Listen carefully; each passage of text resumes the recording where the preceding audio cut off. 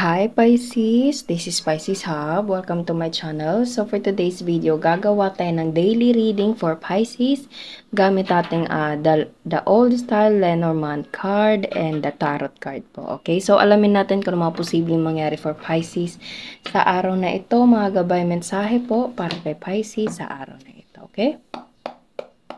Reminder lang po na ito ay general reading Pisces, so pwede pong mag-resonate, pwede pong hindi. Pag hindi po tugma sa'yo, wag pong ipilit, okay? And this is a timeless reading, so ang ating daily reading ay always pong timeless. So kahit anong araw, buwan, taon mo ito napanood, basta magtugma po sa sitwasyon nyo po, take lang, okay? And welcome po ang lahat ng gender, babae, lalaki, LGBT man, yung mga Pisces na nanonood ngayon, ay pwede po sa feminine or masculine po. Babae, lalaki, and LGBT, okay? Kung kanino mag-resonate, kanino magtugma, take.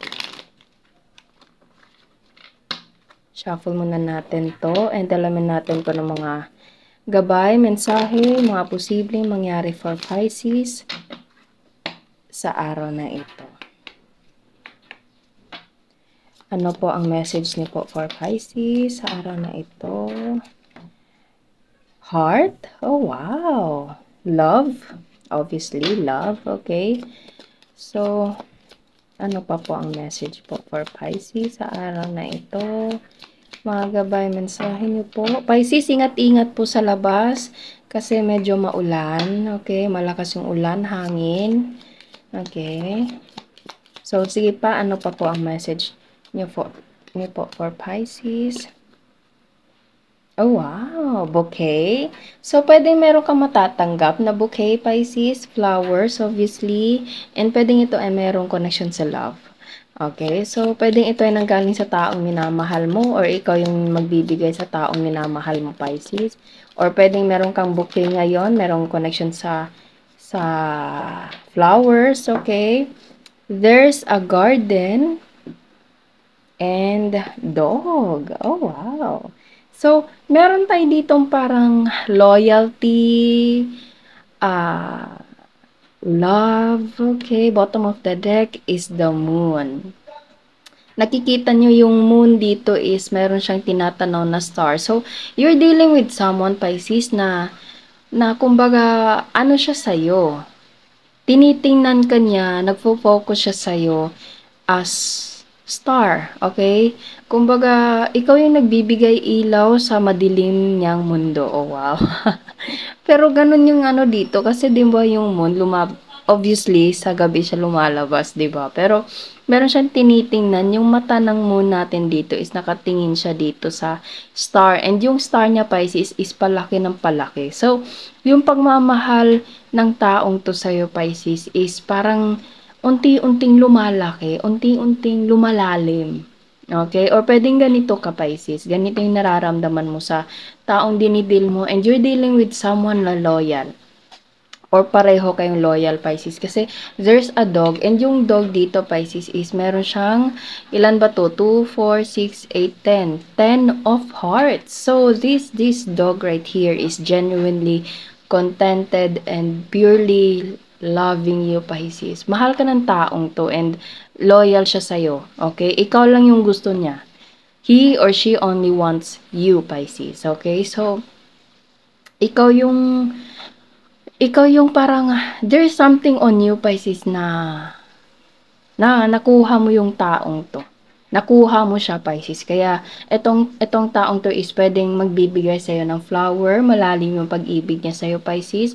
Yung flower niya, hindi lang basta-basta bouquet lang, kundi garden of flowers. Okay? So, ibibigay niya lahat. Ibibigay niya yung buong pagmamahal, effort, loyalty for you, Pisces. Okay? Lahat na nandito, sobrang ganda. Okay, yung bouquet at saka garden, hindi lang siya yung pirasong basket, isang pirasong flower, okay? Kundi bouquet of garden. Kumbaga, buong garden, sobrang laking garden is para sa'yo yun. Okay, gagawin niya yun para sa'yo, Pisces. Ganun siya kaano sa'yo. Okay, or pwedeng ikaw to ganun ka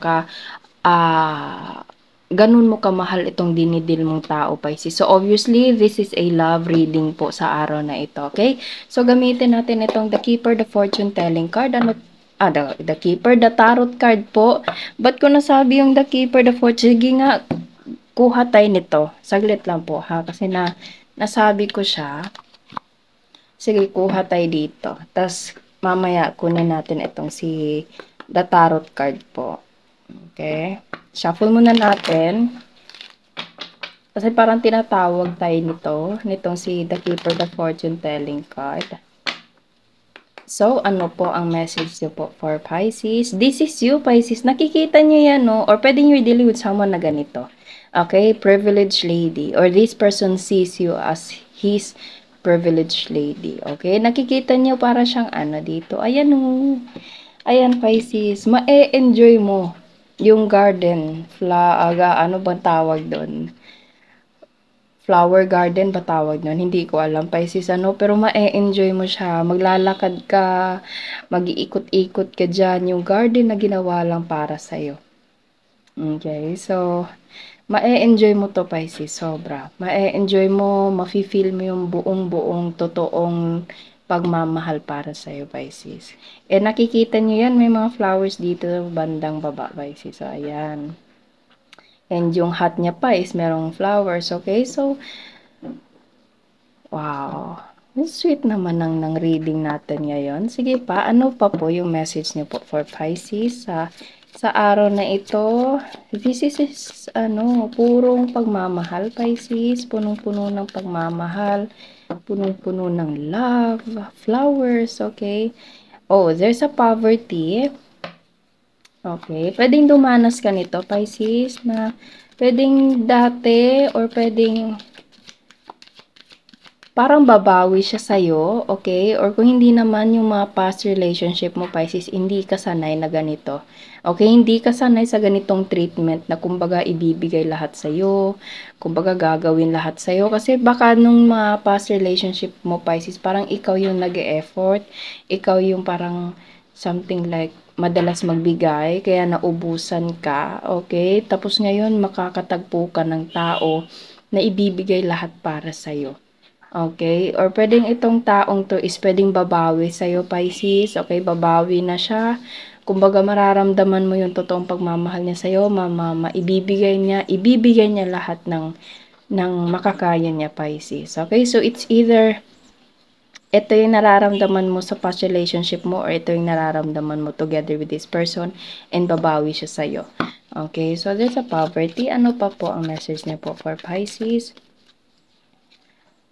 Mature woman. So, pwedeng ikaw to, Pisces. Okay? Or pwedeng you're dealing with someone na mature woman.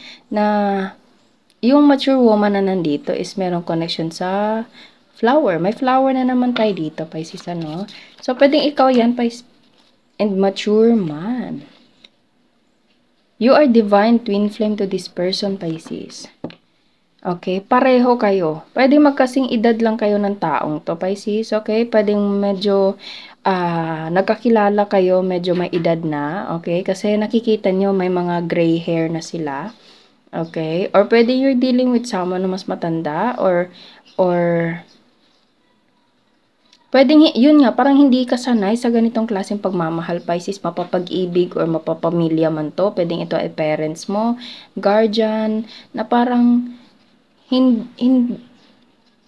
hindi ka ganun nakakaramdam ng parang pagmamahal or something like walang masyadong nagsasabi sa'yo, okay? Pwedeng hindi ka masyadong nakakatanggap ng flower or pwedeng ikaw or you're dealing with someone na ganito yung napagdaanan, Pisces, okay? Pwedeng pareho kayong dalawa to or pwedeng you're dealing with someone na mas matanda sa'yo, Pisces, pwedeng family member mo to, okay? Na kumbaga ito sila, it's either malaki yung connection ng parents mo, Pisces, lolo, lola, na hindi lang sa pag-ibig, kundi pati sa pamilya na parang hindi mo masyadong nararamdaman yung parang merong nag-e-effort sa'yo.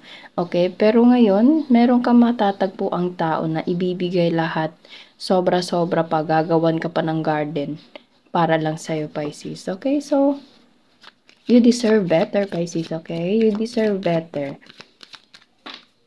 So, ano pa po? Isang message pa po and bottom of the deck for the Keeper, the Fortune Telling card.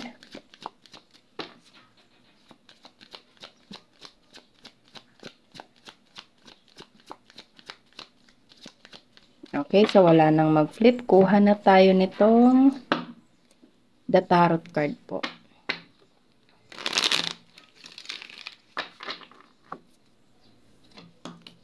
Oh, may nag-flip. Ayan. So, meron tayo dito the Empress card, Eight of Pentacles, and the Knight of Swords.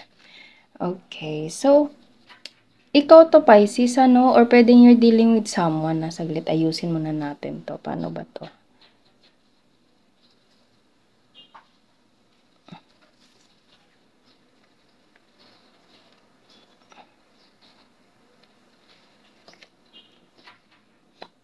Ayan. So, meron tayo ditong the Empress, Eight of Pentacles, and the Knight of Swords. So, pwedeng meron ka matatanggap, pwedeng matatanggap mo ito, mababalitaan mo to. Sa panahong nagtatabaho ka, Pisces, sa panahong busy ka, okay? Kasi, nakikita nyo ikaw to. Or pwedeng you're dealing with someone na ganito, na siya yung parang si the privileged lady na nakita natin kanina sa ating the Keeper, the Fortune Telling card, okay? Pwedeng busy siya, busy ka, okay? Or pwedeng meron siyang ginagawa, and yun yung time na ibibigay mo, parang merong connection sa surprise, kasi ito kasi is mabilisan, sudden, biglaan. So, it's either ikaw yung makakatanggap or ikaw yung magbibigay, Pisces, pero ano, parang matatanggap mo itong nandito sa taas sa panahong hindi mo ine-expect, Pisces. Sa panahong hindi ka handa. Okay? So magugulat ka. There's a surprise right here sa gift na ito, okay?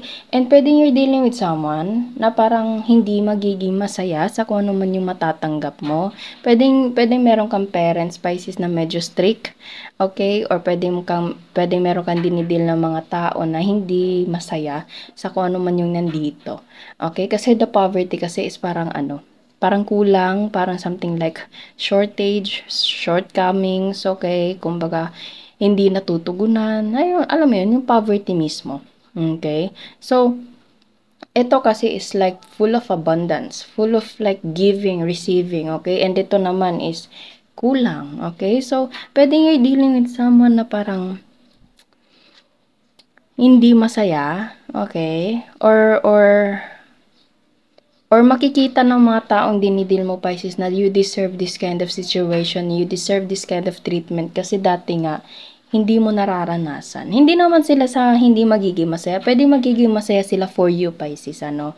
Kasi alam nila yung napagdaanan mo. Alam nila kung ano yung mga journey na pinagdaanan mo dati na sobrang hirap. And pwedeng itong dalawang taong nandito, pwedeng family member mo to, nanay, tatay, kung sino man yan, na parang sila yung tumulong sa'yo, Pisces. And ngayon, makakatanggap ka na ganitong treatment, makakakita ka, makakakuha ka ng ganitong klaseng treatment, Pisces, na ibibigay lahat sa'yo. And you deserve this. Okay? You deserve this kind of treatment, Pisces. Okay? So, may mga taong it's either supportive, okay, na masaya sila para sa'yo. And may taong, pasensya na kung meron kayo narinig, ano. Ayun, ayan o. Five of Pentacles. Ayan. Yan siya. Okay? So, pwedeng ito yung nararanasan mo ngayon, Pisces. Okay, na-feel mo parang wala, ganun talaga. Parang gumaganon ka na lang, Pisces, ano, na parang tinatanggap mo na lang na walang mag-e-effort sa'yo sa ganitong bagay. Okay? Pero, as I said kanina, matatanggap, makaka-experience ka ng ganitong klaseng pagmamahal sa panahong hindi mo inaasahan, Pisces. Okay? So, don't lose hope. Okay? Or pwedeng you're dealing with someone na ipaparamdam mo sa taong to na andyan ka para sa kanya. Okay? Kasi ganito yung nararamdaman niya. Five of Pentacles is ganito, poverty. Same lang yan silang dalawa. Okay? Naghihirap, kita nyo yung mga damit, wala pa silang sapatos, okay? May saklay pa yung isa dito, and ito naman, ayan. Okay? So, There is someone na ibibigay lahat para sa'yo, Pisces. Okay? And hindi mo to naranasan and ngayon mararanasan mo tong klaseng pagmamahal. And may mga taong magiging masaya sa'yo kasi nakita nila yung hirap mo dati. Okay? Bottom of the deck. Ayan o. You deserve this kind of, Pisces, this kind of life. Yun, maraming magiging masaya sa eto. 10 of Pentacles. After this 5 of Pentacles, Pisces, mapupunta ka dito sa 10 of Pentacles. Okay? So, may magandang darating for you, Pisces. May maganda, may tao, may sitwasyon, may tao, sasabihin ko sa'yo, may tao na ipaparamdam yung bagay na hindi mo naramdaman dati. Ipaparanas yung mga bagay na hindi mo naranasan dati. Ibibigay lahat. Hindi lang bouquet, kundi garden pa yung ibibigay sa'yo. And ito yun. Okay, 10 of Pentacles. Ito ay pwedeng sa money, sa financial, pwede ding sa commitment, sa love, okay, long-term commitment. Okay, commitment sa matagal na panahon. Okay, so may mga tao dito, nakikita nyo merong matanda din. So, pwedeng family member mo to, Pisces, and para silang nagtitipon-tipon, nagkakasiyahan dahil sa ganitong sitwasyon na ito.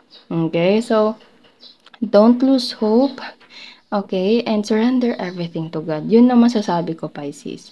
Okay, so yun po ang ating reading for Pisces sa araw na ito. Naway nagustuhan nyo po. Huwag nyo po sanang kalimutan na mag-like at mag-subscribe po sa ating channel. And click the bell button para ma-notify po kayo sa next videos na i-upload natin. Okay, so thank you, Pisces, and God bless.